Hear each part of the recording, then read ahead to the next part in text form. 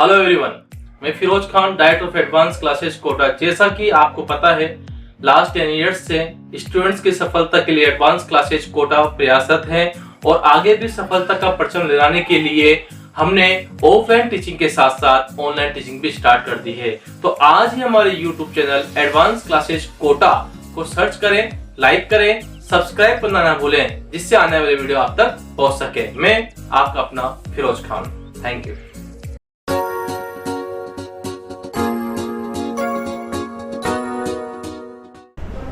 नमस्कार मित्रों, स्वागत करता हूं आप सभी का एडवांस क्लासेस में। मैं नितेश चौरसिया उपस्थित हूं आपके सामने भूगोल विषय को लेकर। भूगोल विषय में बहुत टॉपिक है आपने भारत का भूगोल पढ़ा होगा, चाहे राजस्थान का भूगोल।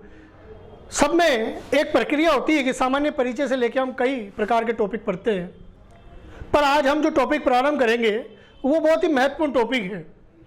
सभी बड़ी परीक्षाओं में बहुत ही महत्वपूर्ण टॉपिक उभर कर आया है, जिसका नाम है अक्षांश व देशांतर। वो आज हम यहाँ समझने का प्रयास करेंगे, मतलब कि पृथ्वी का जो अध्ययन है वो हम यहाँ पर आज करेंगे। तो सबसे पहले अपन स्टार्ट करते हैं टॉपिक आज का पहला, अक्षांश व देशांतर। अब आपने ये चीज़ें बचपन में पढ़ी होंगी, लेकिन आपको ये नहीं पता होगा कि वापस इन्हीं चीज़ों से हमारा पाला पड़ने वाला है। तो आपने उन चीज़ों को उतनी गहराई से नहीं समझा होगा एनसीईआरटी के लेवल पर, या जब भी आपने वो पढ़ा होगा 8वीं या 10वीं कक्षा में। परंतु जब हम कंपटीशन या प्रतियोगिता की बात करते हैं तो वहाँ पर इनको डिटेल में पढ़ना पड़ता है। तो यहाँ पर आज हम इसको पढ़ेंगे डिटेल में और समझने का प्रयास करेंगे। अब सबसे पहले हम अक्षांश को समझेंगे, उसके बाद फिर देशांतर को। तो सबसे पहले अक्षांश। यहाँ पर मैंने अक्षांश की परिभाषा लिखी है कि अक्षांश होता क्या है। देखिए कि पृथ्वी के केंद्र से, मान लीजिए ये पृथ्वी का केंद्र है, पृथ्वी का केंद्र, मैं इसको बड़ा कर देता हूं थोड़ा। पृथ्वी का केंद्र, इस पृथ्वी के केंद्र को मानकर आप सभी जानते हैं हम एक रेखा बनाते हैं जिसे हम विषुवत रेखा या 0 डिग्री अक्षांश भी कहते हैं। 0 डिग्री अक्षांश। इसके अलावा क्या कहते हैं इसको? सामान्य रूप से विषुवत रेखा, या और क्या कहते हैं इसे? भूमध्य रेखा। अंग्रेजी में इसे इक्वेटर, सामान्य रूप से क्या कहते हैं? इक्वेटर। अब ये जो भूमध्य रेखा है, ये जो नजर आ रही है आपको, ये पृथ्वी को 2 गोलार्धों में विभाजित कर देती है। इसके उत्तर में उत्तरी गोलार्ध, यानी ये वाला जो भाग है, गोले का आधा भाग गोलार्ध, उत्तरी गोलार्ध,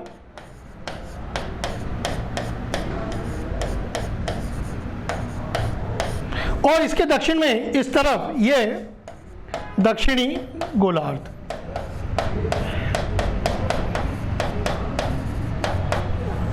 ये सब चीजें आप पढ़ चुके हैं, मैं एक सामान्य रूप से समझा रहा हूं। तो इस तरह 2 गोलार्ध हैं, एक उत्तरी गोलार्ध, एक दक्षिणी गोलार्ध। अब यहां पे पहले हमने अक्षांश की परिभाषा लिखी है कि पृथ्वी के केंद्र से, केंद्र में बता चुका हूं कहां है, ये इस जगह। पृथ्वी के केंद्र से उत्तर या दक्षिण दिशा के सापेक्ष, हम उत्तर जाएंगे या कहां जाएंगे? दक्षिण में, के सापेक्ष कोणीय स्थिति ही अक्षांश कहलाती है। मान लीजिए ये कोण बना 1 डिग्री, कहां से बना? ये विषुवत रेखा से 1 डिग्री मान लीजिए बना। जैसे ये कोणीय स्थिति बनती है, हम जानते हैं। पृथ्वी के केंद्र से कितना कोण बना? 1 डिग्री। तो हम इसे क्या कहेंगे? 1 डिग्री अक्षांश रेखा। तो ये वाली हो गई 1 डिग्री अक्षांश रेखा। ठीक है, उसके ऊपर जाएंगे तो हमें 2 डिग्री का कोण मिल जाएगा, तो ये वाली हो जाएगी 2 डिग्री अक्षांश रेखा।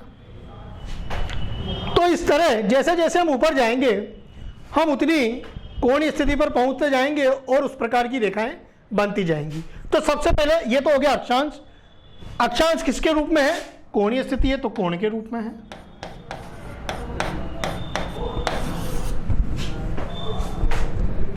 तो ये जो प्रदर्शित कर रहा है, किसको प्रदर्शित कर रहा है? कोण को प्रदर्शित करता है। अब इस अक्षांश कोण को जो प्रदर्शित करने वाली रेखा है वह क्या कहलाती है? अक्षांश रेखा कहलाती है। किसको? इस कोण को प्रदर्शित करने वाली रेखा, क्योंकि यह कोण जो बनेगा पृथ्वी के चारों ओर बनेगा, तो चारों ओर बनेगा तो इस कोण को प्रदर्शित करने वाली रेखा क्या कहलाएगी? अक्षांश रेखा कहलाएगी। यह आपको क्लियर होना चाहिए, अक्षांश कोण क्या है और अक्षांश रेखा क्या है, यह आपको अच्छी तरह समझ में आना चाहिए। यह मैंने लिखा है कि पृथ्वी के ठीक मध्य से खींची जाने वाली अक्षांश रेखा विषुवत रेखा कहलाती है। यह विषुवत रेखा की परिभाषा होगी एक सामान्य रूप से। विषुवत रेखा को पृथ्वी के केंद्र से आधार मानकर बनाया जाता है, जो कि मैंने भी आपको बनाकर बताया, ये वाली। फिर पृथ्वी के केंद्र के सापेक्ष पूर्व से पश्चिम या पश्चिम से पूर्व बनाया जाता है। देखिए हमने जो ये खींचा है इसको इस तरह से, ये कौन सी दिशा हुई? ये हुई पूर्व और ये हुई पश्चिम। तो मैंने यही लिखा है कि इसे या तो पूर्व से पश्चिम खींचते हैं या पश्चिम से पूर्व, यानी ये बनती है बिल्कुल सीधी क्षैतिज रूप से पश्चिम से पूर्व या पूर्व से पश्चिम, कैसे भी ले सकते हैं हम। कहने का मतलब क्षैतिज रूप से बनती है ये रेखा। अब विषुवत रेखा को भूमध्य रेखा और 0 डिग्री अक्षांश भी कहा जाता है, जो मैंने अभी समझाया आपको चित्र में। फिर इसके बाद विषुवत रेखा के उत्तर में उत्तरी गोलार्ध और दक्षिण में क्या है? दक्षिणी गोलार्ध। यह चीज हमने अभी समझी कि इसके उत्तर में उत्तरी गोलार्ध और दक्षिण में दक्षिणी गोलार्ध होता है। ये एक बेसिक चीज है जो आप पहले भी पढ़ चुके हैं, वही चीज मैंने यहाँ समझाई है। आशा आपको ये बात समझ में आ रही होगी। नोट करना चाहे आप नोट कर सकते हैं। मैं एक बार इसको एक पेज पे ला देता हूं, आप चाहें तो इसे नोट कर सकते हैं एक बार। फिर आगे बढ़ते हैं। देखिए अब अक्षांश रेखाओं की कुछ विशेषताएं होती है। देखिए अब ध्यान से समझने का प्रयास करना कि अक्षांश रेखाओं की क्या विशेषताएं होती है। सभी अक्षांश रेखाएं पूर्व से पश्चिम या पश्चिम से पूर्व की ओर खींची जाती है, वही विषुवत रेखा के लगभग समांतर जो खींचते हम। ये सभी देखिए पूर्व से पश्चिम या पश्चिम से पूर्व की ओर खींची जा रही है। ये रेखाएं उत्तर दक्षिण दिशा के सापेक्ष या उत्तर दक्षिण कोणीय विस्तार को व्यक्त करती हैं। खींच हम कैसे रहे? पश्चिम से पूर्व या पूर्व से पश्चिम, और स्थिति कौन सी बता रही है? उत्तर दक्षिण। कौन सी स्थिति बताती है? उत्तर दक्षिण। तो उत्तर दक्षिण कोणीय स्थिति को यह व्यक्त करती है। फिर यह रेखाएं, अगला पॉइंट तीसरा, सभी अक्षांश रेखाएं सरल रेखाओं के रूप में होती हैं एवं पूर्ण वृत्त के रूप में होती हैं। या तो ये सरल रेखाएं हैं या पूर्ण वृत्त के रूप में हैं। सरल रेखाएं यानी सिंपल लाइन, सीधी रेखा, या पूर्ण वृत्त जब ये पृथ्वी पर खींची जाएंगी तो पूरी पृथ्वी चूंकि गोल है तो ये रेखाएं भी एक क्या बन जाएंगी? वृत्त के रूप में। तो या तो ये पूर्ण वृत्त के रूप में होती हैं। आशा आपको बात समझ में अच्छी तरह आ रही होगी। फिर सभी अक्षांश रेखाएं एक दूसरे के समांतर होती हैं, यानी कोई भी एक दूसरे को नहीं काटती। सभी समांतर है, देखिए सब लगभग समांतर है। समांतर रेखा जो एक दूसरे को नहीं काटती, कहीं पर एक दूसरे को क्रॉस नहीं करती हैं। सभी अक्षांश रेखाएं लगभग बराबर दूरी पर होती हैं। सभी ये लगभग बराबर दूरी पर ही होती हैं अक्षांश रेखाएं। अब सामान्य धरातल पर इनकी दूरी कितनी है? अगर पृथ्वी पर हम देखें, चूंकि हम जिस धरातल पर रहते हैं पृथ्वी तो बहुत बड़ी है, तो उस पर दो अक्षांश रेखाओं के बीच की दूरी धरातल पर लगभग होती है 111 किलोमीटर। चूंकि पृथ्वी बहुत बड़ी है, ये तो हमने छोटा सा गोला बनाया समझने के लिए, लेकिन पृथ्वी काफी बड़ी है। अब काफी बड़ी है तो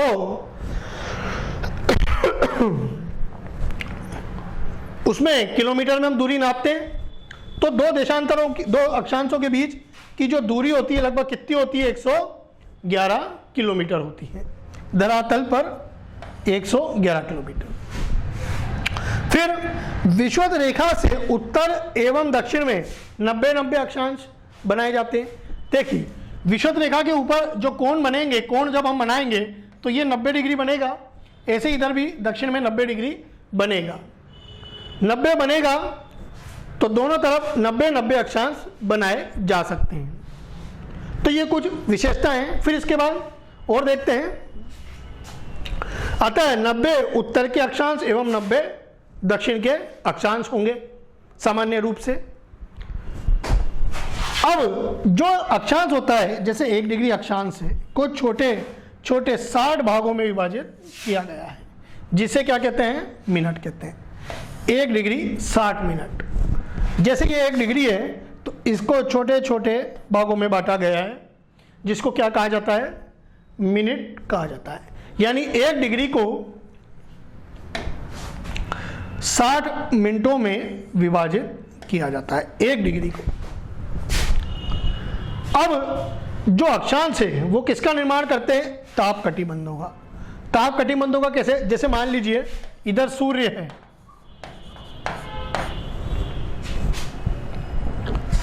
ये सूर्य से जो किरणें आ रही हैं,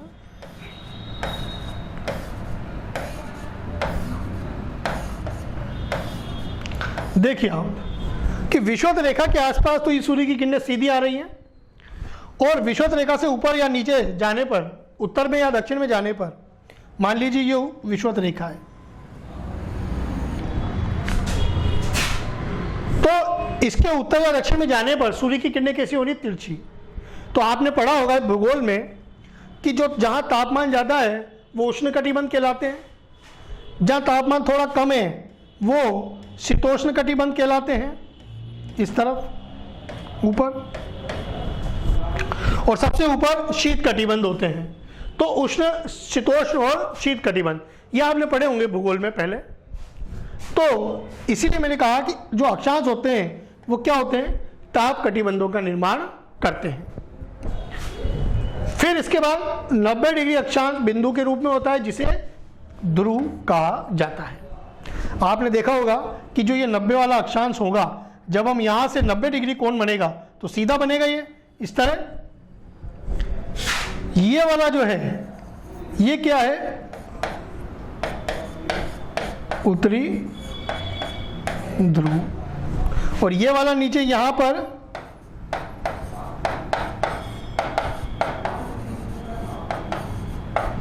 दक्षिणी ध्रुव। तो जो ये होते हैं 90 डिग्री अक्षांश, ये किसके रूप में होते हैं, बिंदु के रूप में होते हैं, जिसे ध्रुव कहा जाता है।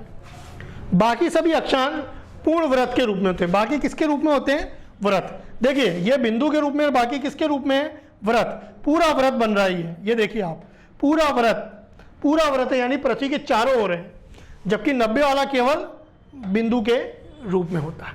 तो ये मैं यहाँ समझाने का प्रयास किया गया है। अब बात करते हैं, देखिए पृथ्वी या ग्लोब पर, ये इंपॉर्टेंट लाइन, पृथ्वी या ग्लोब पर कुल अक्षांश कितने हो रहे हैं, 181। अब ये 181 कैसे हुए, देखिए समझने वाली बात है।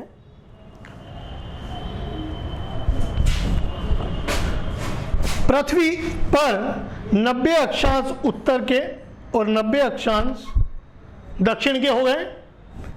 एक हुआ 0 डिग्री अक्षांश, 0 से ही मापन किया जाता है, 0 के बाद ही 1 होगा, 1 के बाद 2 3 4, 0 के बाद ही 1 2 3 4 इधर होंगे।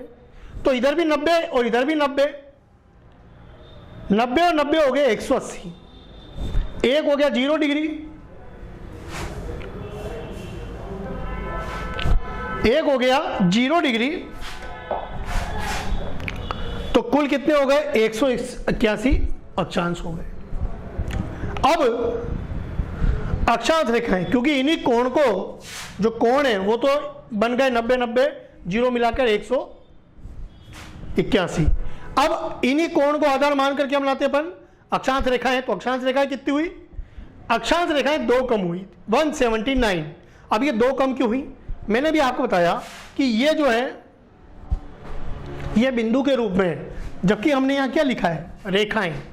तो ये बिंदु के रूप में है, इसलिए इसकी गिनती रेखाओं के रूप में नहीं की जाएगी। इसकी गिनती बिंदु के रूप में ही की जाएगी ध्रुव की। तो एक तो ये कम कर दीजिए, एक ही है। तो रेखाएं कितनी खींची जा सकती हैं ग्लोब पर या पृथ्वी पर? 179 रेखाएं ही बनाई जा सकती हैं। तो ये भी इंपॉर्टेंट क्वेश्चन है कि कभी पूछ ले कि पृथ्वी या ग्लोब पर कुल अक्षांश कितने होते हैं? 181। और कुल अक्षांश रेखाएं कितनी होती हैं? 179 यानी 179। आशा है आपको बात समझ में होगी। आप एक बार नोट कर सकते हैं पूरा जो ये है टॉपिक, इसको आप एक बार नोट कर लीजिए। मैं बड़ा कर देता हूं, अच्छे से नोट कर लीजिए इसको। फिर आगे बढ़ते हैं। ये पृथ्वी के केंद्र से पूर्व एवं पश्चिम दिशा के सापेक्ष कोणीय स्थिति ही देशांतर, यहां पर ये गलत लिखा हुआ है, ये होगा देशांतर, देशांतर कहलाती है।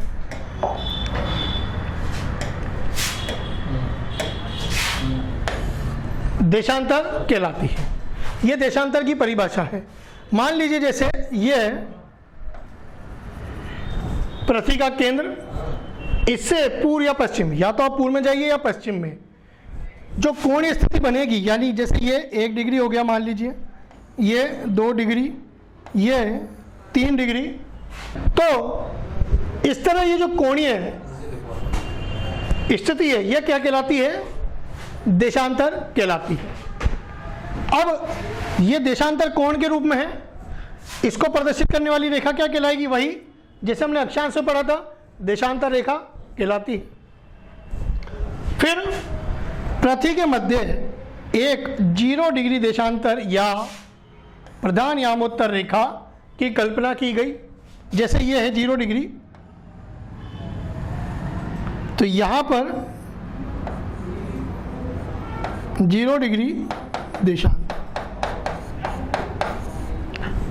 की कल्पना की गई।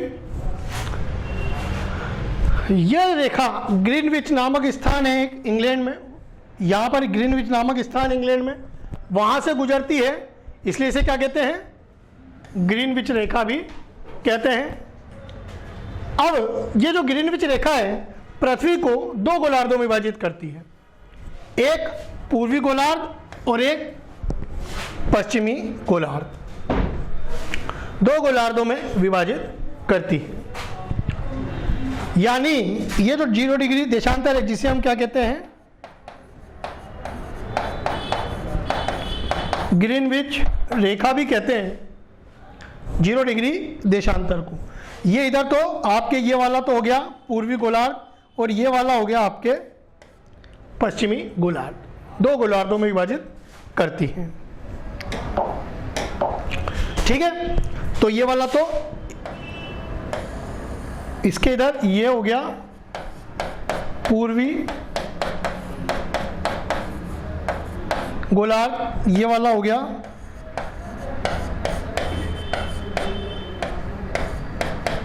पश्चिमी गोलार्ध। इसके पूर्व में पूर्वी गोलार्ध, पश्चिम में पश्चिमी गोलार्ध। ठीक है, इस तरह से ये विभाजित कर रही है। तो पहले आप इसको नोट कर लीजिए एक बार।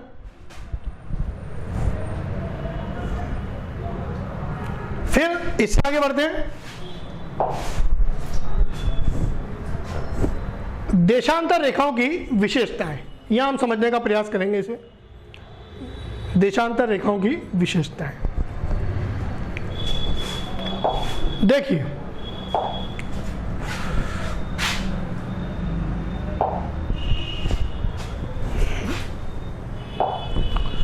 देशांतर रेखाओं की विशेषताएं समझते हम।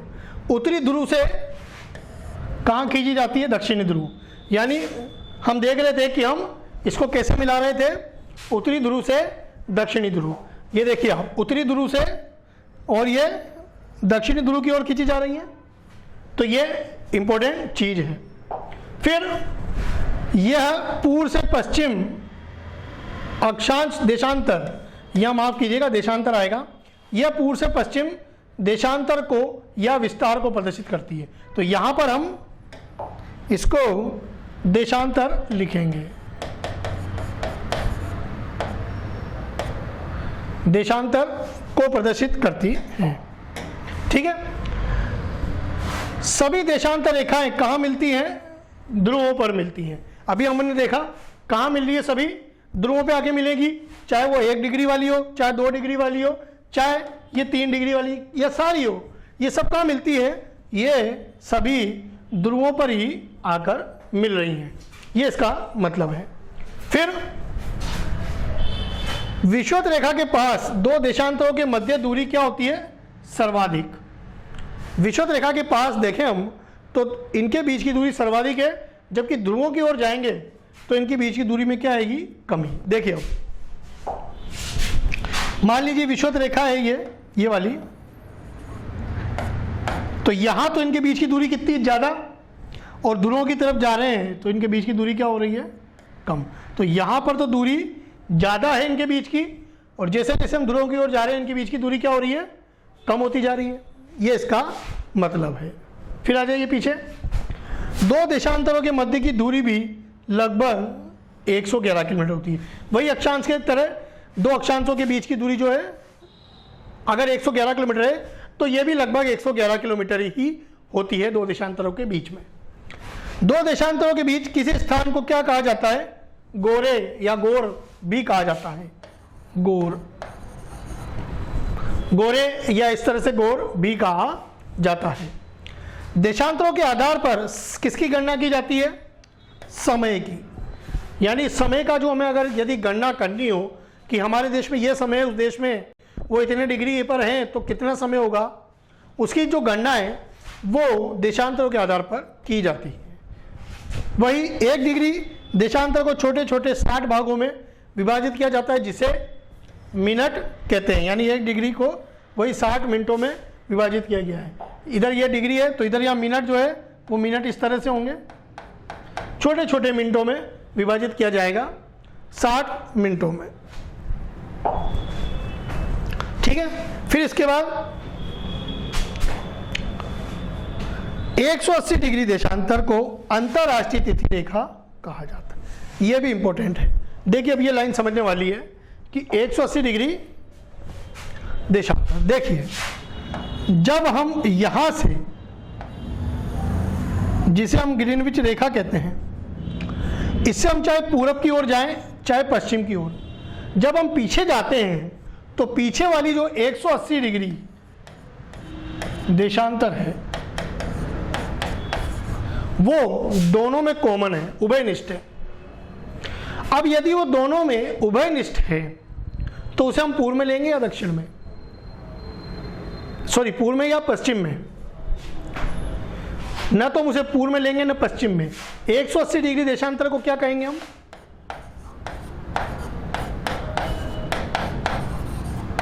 अंतरराष्ट्रीय तिथि रेखा। अंतरराष्ट्रीय तिथि रेखा हम इसे कहेंगे। इंटरनेशनल डेट लाइन कहते हैं। वहां से एक तारीख 24 घंटे की होती है और वहीं जाकर खत्म होती है, क्योंकि एक दिन जो होता है वो 24 घंटों में है, विभाजित है। तो वह जो होता है वो इस 180 डिग्री देशांतर से ही प्रारंभ होता है, जिसे कहते हैं अंतरराष्ट्रीय तिथि रेखा। इसीलिए हमने यहाँ पर ये पॉइंट लिखा है कि इसको अंतरराष्ट्रीय तिथि रेखा कहते हैं। तो आप इसको नोट कर लीजिए एक बार। आशा आपको बात समझ में आई होगी। फिर एक बात और समझिए कि पृथ्वी या ग्लोब पर वही देशांतर कितने? 360, और देशांतर रेखाएं भी कितनी हैं? 360। अब ये कैसे आई? देखिए अब हम इससे इस तरफ जाएंगे तो लगभग कितने? 180 डिग्री मिलेंगे हमें, और इधर जाएंगे तो भी हमें कितना मिलेगा? लगभग 180 डिग्री। तो चाहे पूर्व में जाएं चाहे पश्चिम में, हम 180 डिग्री का कोण दोनों तरफ से घुमाकर बनाएंगे। अब 180 डिग्री चूंकि दोनों में उभयनिष्ठ है यानी कॉमन है, तो वो तो एक देशांतर हो गया। फिर एक देशांतर हो गया 0 डिग्री वाला, तो 2 देशांतर तो ये हो गए। तो ये तो सब में कॉमन है। तो यहां पे हम गिनेंगे 1 डिग्री से 179 डिग्री पूर्व तक।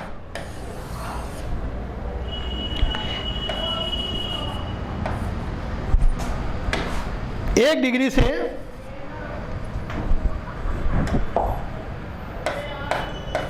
179 डिग्री पूर्व को जाएंगे, 1 डिग्री से 179 डिग्री पश्चिम के हो जाएंगे। तो अब गिनेंगे 179 और 179 दोनों तरफ के, एक हो गया 180 डिग्री का प्लस 1 और एक हो गया 0 डिग्री यानी ग्रीनविच रेखा प्लस 1। तो कितने हुए बराबर 360। तो 360 देशांतर बन रहे हैं।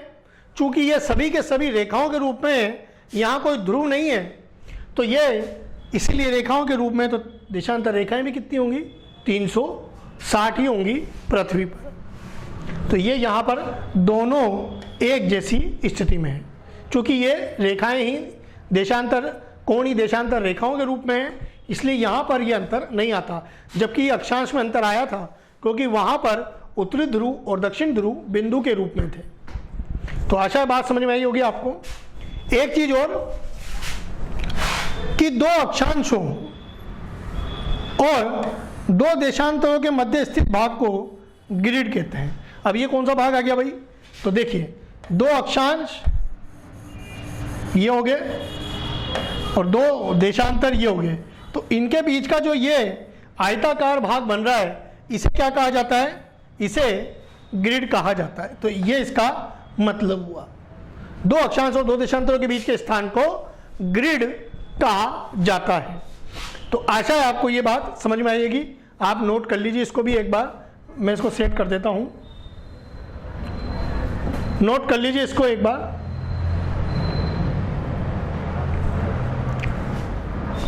आशा है आपको ये बात समझ में आई होगी। तो आज हमने इसकी परिभाषा समझने का प्रयास किया है। कल हम अगले वीडियो में देशांतरों के आधार पर समय की गणना करना सीखेंगे। तब तक के लिए आप इसे पढ़िए कि अक्षांश देशांतर क्या होता है और इसे समझने का प्रयास कीजिए। धन्यवाद।